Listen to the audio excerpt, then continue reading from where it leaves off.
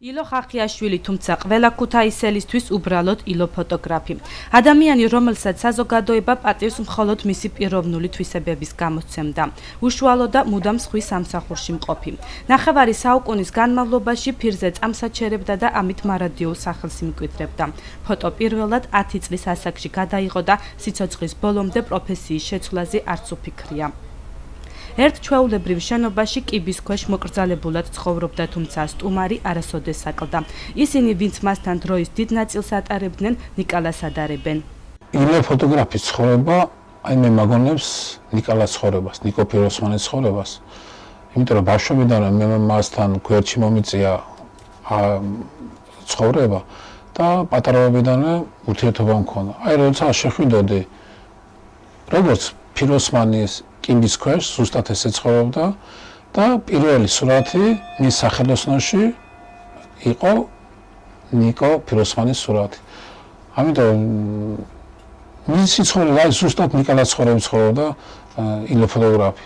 ხასიათითაც ურთიერთობით. ამბობენ, რომ ფოტოს ბოლო დრომდე იმ აპარატით იღებდა, რომლითაც ფოტო ხელოვნებას დაეუფლა. ძირითადად პორტრეტებს ქმნიდა. საქმე, რომელსაც მთელი ცხოვრების განმავლობაში ემსახურებოდა, შემოსავლის წყაროდ არასდროს გაუხდია.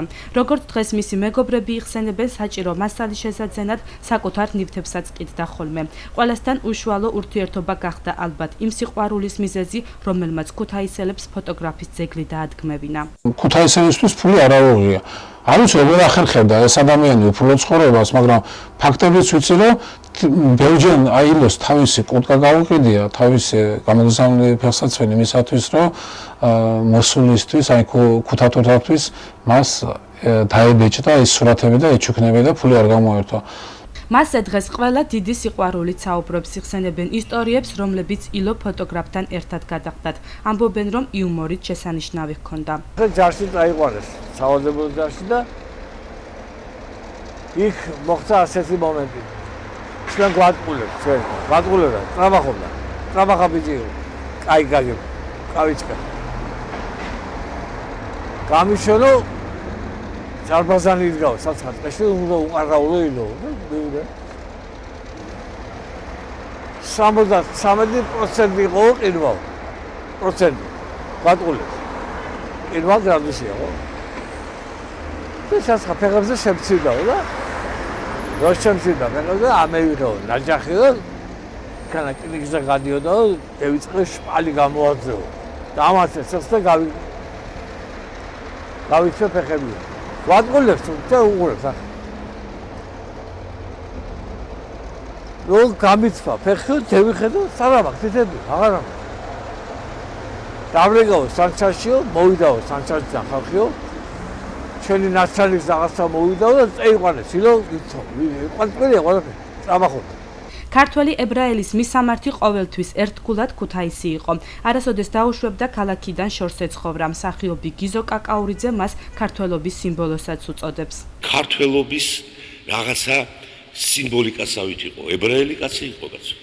მაგრამ ჩვენი წესი, ჩვენი ტრადიცია, ჩვენი ეს სითბო, ჩვენი მოფერება, ჩვენებური სადგეგრძელოები, ჩვენებური რაღაცა ლამაზი ურთიერთობები. იმიტომ არ გენაცვალე ისრაელში რო ვიყავით, არა, იმხელა სითბო გვაჩუქეს იქანა, იმხელა სიყვარული, იმხელა რაღაცეები, მსგავსი მე არაფერი არ მინახავ. რისი ბრალი ესა, ჩემო საყვარელ ხალხო? იმის ბრალია, რომ ქართველობიდან აღებული და ათვისებული ურთიერთობა გაყვათ იქ. არც ერთი ქვეყნიდან წამოსული ისრაელში ამოსული ებრაელობა ისი არ განიცდის თავის ქვეყნების დატოვებას, როგორც აქედან წასულებ, საქართველოდან წასულებ. ეგეთი იყო ილო. ქუთაისელებმა ქალაქის კოლორიტზე არაერთი მუსიკა შექმნეს, გადაიღეს ფილმი და ილო ფოტოგრაფი პოეზიაშიც გააცოცხლეს.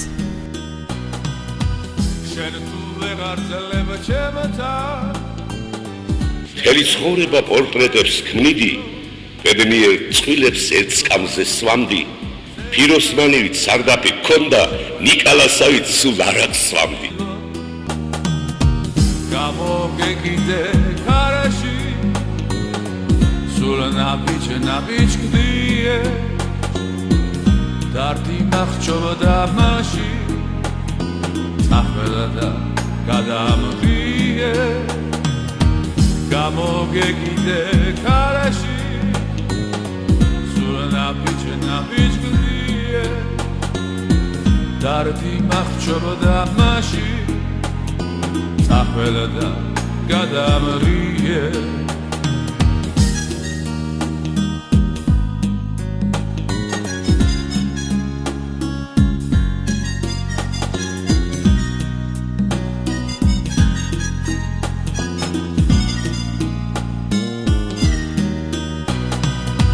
შენ თუ ვეღარ ძლებ ჩემთან ჩემგან გაქცევას ვთილო როგორც ხინული ზესდა შეხვედრას თვილად ვცდილო გამოგეგიდე ქარაში სულ ნაბიჯგდიე დარდი მახჩობდა მაშინ წახველა და გადამრიე